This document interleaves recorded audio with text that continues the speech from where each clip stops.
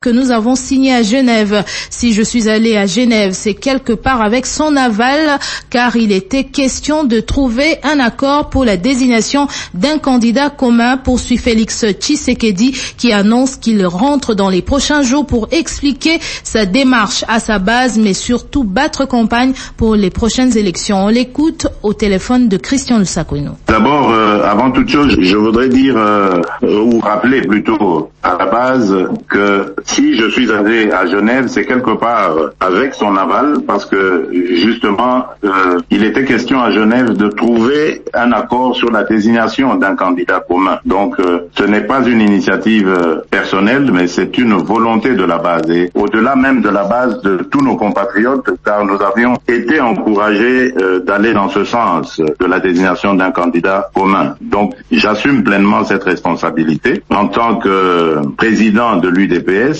et je n'oublie pas non plus qu'il y a ce devoir de redevabilité. Et justement, c'est à partir de cela que je me suis rendu compte que l'acte que nous avons posé à Genève n'a pas du tout été compris par notre base et au contraire même a été rejeté. Par conséquent, je pense et j'assume ce que je dis, je retire ma signature au nom de l'UDPS de cet accord que nous avons signé à Genève hier dimanche 11 novembre. Je ne vais pas rentrer dans les détails de nos discussions, des débats et des délibérations, mais vous devez savoir que je me suis rendu là-bas en responsable et jusqu'au bout, j'ai défendu les intérêts de mon parti. Et j'en profite d'ailleurs pour dire à la base de mon parti qu'elle se mobilise parce que dans les jours qui viennent, je vais descendre à Kinshasa à sa rencontre pour lui donner le compte-rendu de ce qui s'est passé à Genève, mais également pour la mobiliser afin qu'elle se prépare à entamer avec moi la campagne électorale qui va s'ouvrir dans quelques jours.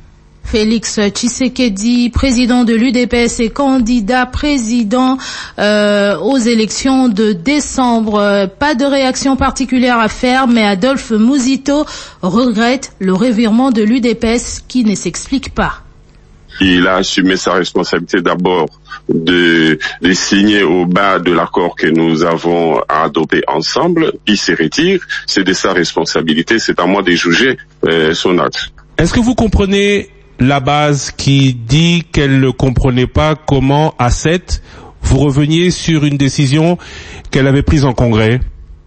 Oui, mais d'accord, le congrès, c'est une organisation interne à un parti. À partir du moment où les responsables politiques en qui la base a confiance pour l'avoir désigné comme numéro 1 du parti, s'il engage, comme il l'a dit lui-même, la direction du parti, il engage la direction du parti et le parti dans son ensemble, parce que c'est le parti, comme M. Tshisekedi venait de le dire, qui a accepté qu'il vienne l'engager ici à Genève, et je pense que le parti devra se soumettre. Les partis et la base devront accepter la décision qu'il a prise parce qu'il a pris en son nom. Maintenant, moi je peux comprendre la frustration de militants de l'UDPS en ce qu'ils auraient aimé bien que son chef soit désigné candidat commun de l'opposition. Malheureusement, tel n'a pas été le cas. C'est la démocratie et je pense que l'UDPS est un parti démocratique. Il faut prendre le temps nécessaire pour convaincre la base. Le Congrès est l'organe suprême. Ces décisions ne peuvent être discutées par personne, même pas par le président du parti. Est-ce qu'il était démocratique dans votre chef de prendre une telle décision alors que vous saviez tous que les congrès de vos partis vous avaient investi? Oui, mais à partir du moment où le parti vous donne le pouvoir de gérer au quotidien le parti et que le congrès ainsi que la base vous charge d'évaluer les chances de gagner pour les élections suivantes et que le congrès aussi reconnaît vos pouvoirs, et je pense que si vous l'engagez, vous engagez la direction du parti ainsi que la base. C'est pas à moi de juger la ligne politique de M. Tshisekedi ou la ligne politique du congrès. Ce que nous avons pris, Tshisekedi comme décision, Tshisekedi ne l'a pas contesté. Et s'il change son point de vue là-dessus à la demande de son parti, c'est pas à moi de juger. Voilà, c'était Adolphe Mouzito, l'un des signataires de l'accord de Genève. Il répondait aux questions de Christian Lusakweno et ça n'a pas tardé. Après Félix Tshisekedi, Vital Kamerhe annonce qu'il retire aussi sa signature de l'accord de Genève. Mandaté par sa base pour obtenir la désignation d'un candidat commun de l'opposition, le président de l'UNC dit répondre aux appels de la même base qui n'est pas satisfaite de l'accord conclu. Il a été joint également par Christian Lusakweno. Veuillez nous excuser de la mauvaise qualité de cet élément sonore. Aujourd'hui, la même base s'est réunie à travers la direction politique nationale, certainement après avoir entendu des lamentations, la colère à travers tous les pays, dans les rues de la capitale, dans les réseaux sociaux, dans la diaspora. La direction politique nationale s'est réunie et vient de terminer sa réunion. Et m'enjoint de tempérer dans le sens de la demande de la base. Et je ne voudrais pas ici commenter la décision de la direction politique nationale chez nous, parce qu'elle est au-dessus de ma personne, selon nos statuts. Je ne peux qu'obtempérer. Donc, j'annonce que je retire ma signature pour respecter la volonté de la base. Parce que sans cette base, je vais m'auto-flageller, je vais moi-même m'auto-exclure du parti. Et à quoi ça sert donc d'être un leader sans base? Je voudrais dire à ma base que je suis allé accomplir une mission qu'elle m'avait chargée de remplir.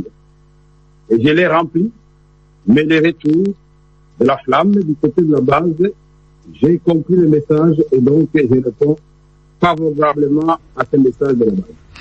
Vital Kamerhe, président de l'UNC, candidat au prochain scrutin de décembre. Pour rappel, bien avant, il y avait tension au siège de l'UDPS.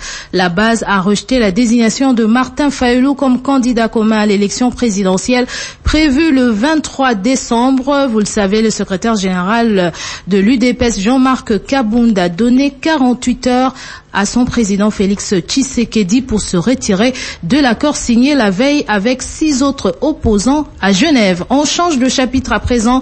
Michel Kirumba, directeur général de Transco, réhabilité après 3 mois de suspension. Une décision prise par le vice-premier ministre en charge de transport et voies de communication. Pour le numéro 1 de Transco, son retour n'est nullement synonyme de triomphalisme. On l'écoute au micro de Pascal Kapalay. J'étais absent pendant 3 mois. Je suis rentré par la volonté des autorités de l'État.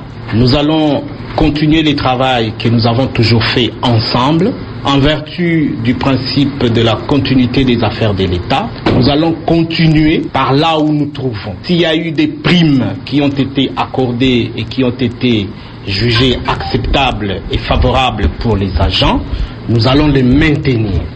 Il n'y a pas lieu de penser à quelque chose de contraire parce que nous sommes là pour faire avancer l'entreprise de l'avant. Que nous puissions nous serrer main dans la main pour que Transco puisse aller de l'avant. Et oublions le passé, voyons plutôt l'avenir. 11 bébés meurent chaque heure en RDC. Comment faire face à cette tragédie? La SOPECOD, Société de pédiatres du Congo démocratique, organise une formation continue à l'intention des pédiatres. L'ouverture officielle de ces assises, qui vont durer 2 mois, a eu lieu ce lundi à l'Unikine. Témoin de l'événement, Marcel Kitambala. PEC des pathologies néonatales, urgence pédiatrique, c'est sous ces thèmes interpellateurs que se déroule cette formation. Une formation de remise à niveau aux pédiatres, question de les outiller efficacement à sauver des vies, surtout dans un pays qui contribue à la forte mortalité infantile dans le monde. Dr Joseph Mabiala est président intérimaire de la SOPECOD. Nous organisons cette formation qui est une formation en cours d'emploi que nous avons appelée la formation continue pour aider le gouvernement à atteindre les objectifs pour le développement durable. En 2000, notre pays avait souscrit aux objectifs pour millénaire pour le développement où il fallait réduire de 2/3 la mortalité infanto-juvénile. Notre pays a échoué. Il faudra quand même qu'en 2030 que nous puissions nous approcher un peu de l'objectif. C'est ainsi que la Société de pédiatrie a estimé qu'il était important que nous puissions renforcer les capacités